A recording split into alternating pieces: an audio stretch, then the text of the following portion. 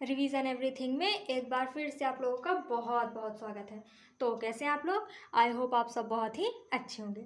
देखिए, इसके पहले की वीडियो में हम लोगों ने लोधी वंश तक देख लिया था, यानी कि जो दिल्ली सल्तनत का काल था उसको हमने देख लिया था। वैसे तो देखा जाए तो दिल्ली सल्तनत के बाद हमें अकबर बाबर के यानी कि मुगल वंश को पढ़ना चाहिए था, लेकिन हम मुगल वंश से पहले दक्षिण भारत के साम्राज्य को देख लेते हैं, क्योंकि जब सल्तनत काल चल रहा था उसी टाइम पे दक्षिण भारत भी तो चल रहा था ना। तो इसीलिए सबसे पहले हम दक्षिण भारत देखते हैं, फिर उसके बाद हम शुरू करेंगे मुगल काल। ठीक है, देखिए, जो दक्षिण भारत था इस पे दो साम्राज्यों ने शासन किया है। पहला है विजयनगर साम्राज्य और दूसरा है बहमनी साम्राज्य। ठीक है, तो आज हम देखेंगे विजयनगर साम्राज्य। देखिए, विजयनगर साम्राज्य की स्थापना 1336 ईस्वी में हरिहर एवं बुक्का नामक दो भाइयों ने किया था।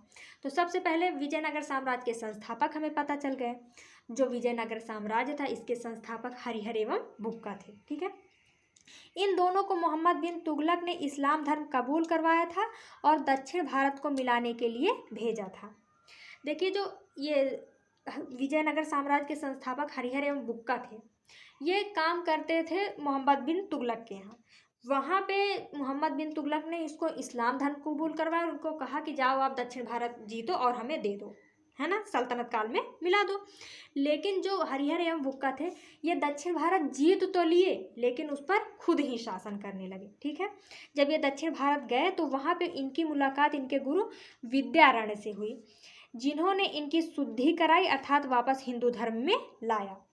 मोहम्मद बिन तुगलक ने इनको इस्लाम धर्म कबूल करवाया था, लेकिन इनके गुरु विद्यारण्य ने इनको फिर से हिंदू धर्म में ले लिया, यानी हिंदू धर्म कबूल करवा दी। ठीक है, इन्होंने दक्षिण भारत के क्षेत्र को जीतकर विजयनगर साम्राज्य की स्थापना की और अपने पिता संगम के नाम पर संगम वंश की स्थापना की।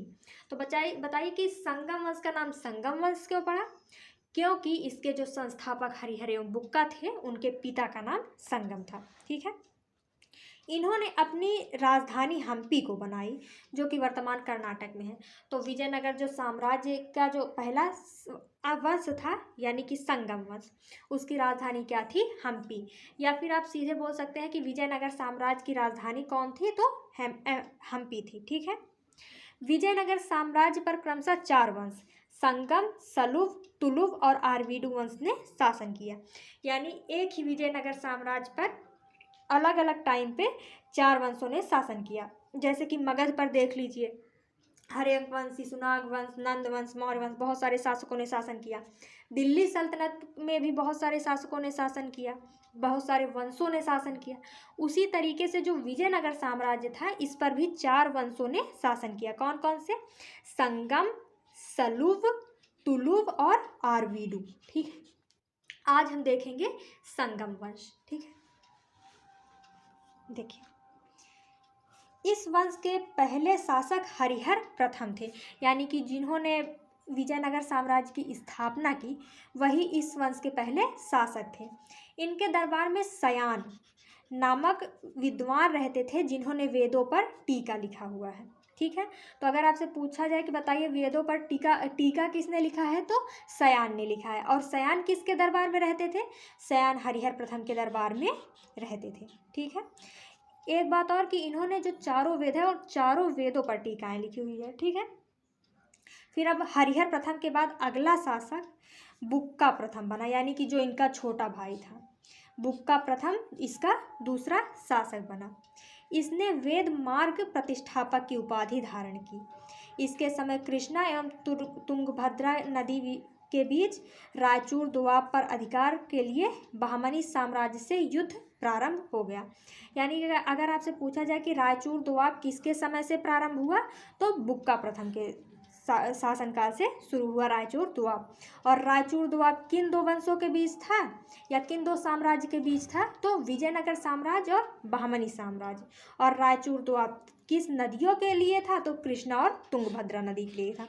इन सारे पॉइंट्स को आप लोग अच्छे से याद रखिएगा। ठीक है, यह युद्ध यानी कि जो रायचूर दोआब को लेकर युद्ध था यह 200 वर्षों तक चला है और अंततः विजयनगर साम्राज्य को ही सफलता मिली। इसके समय बहमनी शासक मोहम्मद प्रथम ने आक्रमण किया और इस आक्रमण में बुक्का प्रथम पराजित हो गया। यानी कि अगर आपसे पूछा जाए कि बताइए मोहम्मद प्रथम ने जब आक्रमण किया तो उस वक्त संगम वंश का शासन किसके हाथ में था, तो बुक्का प्रथम के हाथ में था। ठीक है, फिर अगले शासक यानी बुक्का प्रथम के बाद अगला शासक देवराय प्रथम हुआ। इसने अपनी सेना में तुर्क धनुर्धर शामिल किए।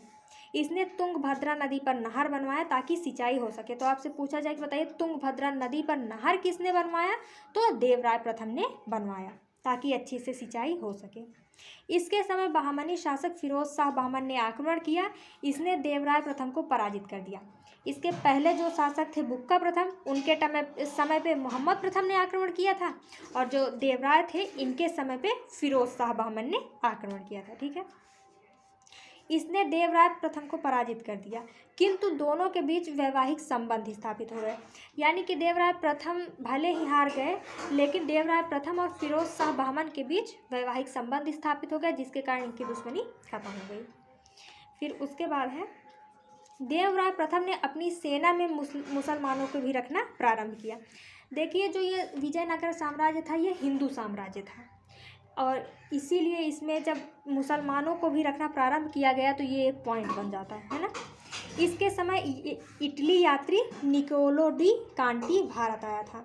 तो किस शासक के समय कौन कौन से व्यापारी या फिर यात्री आए थे इसको भी याद रखा जाता है। तो इटली का शासक निकोलो डी कांटी देवराय प्रथम के शासनकाल में आया था। उसके बाद है देवराय द्वितीय, यानी कि देवराय प्रथम के बाद देवराय द्वितीय शासक बने।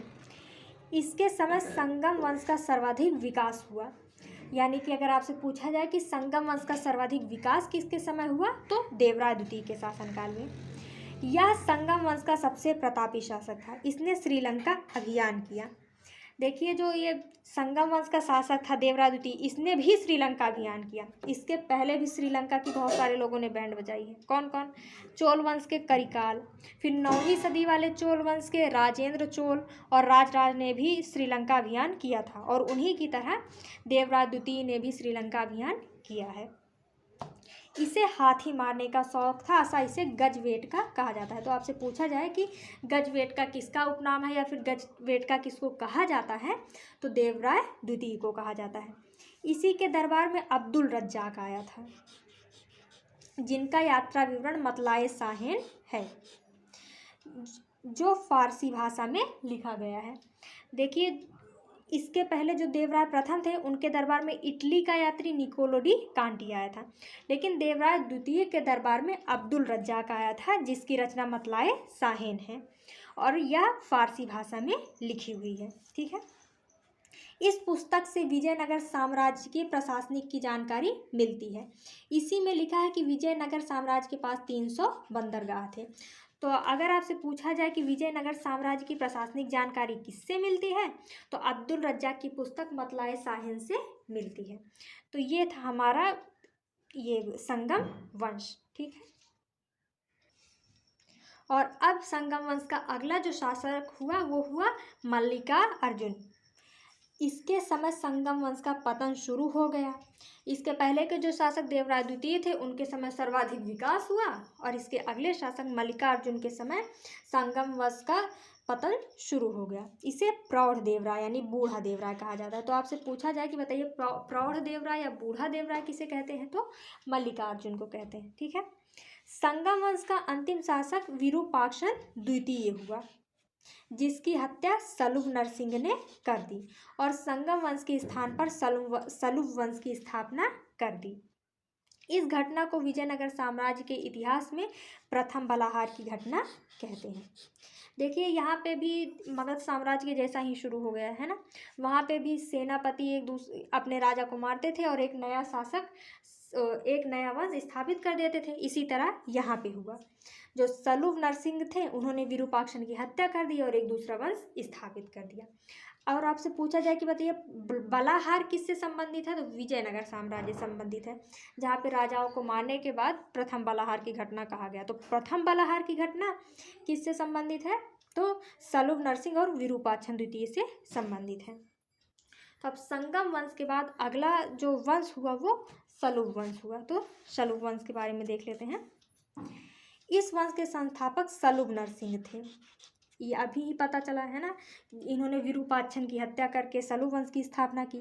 तथा अंतिम शासक इम्माडी नरसिंह था, जिसकी हत्या वीर नरसिंह ने कर दी और सलुव वंश के स्थान पर तुलुव वंश की स्थापना कर दी।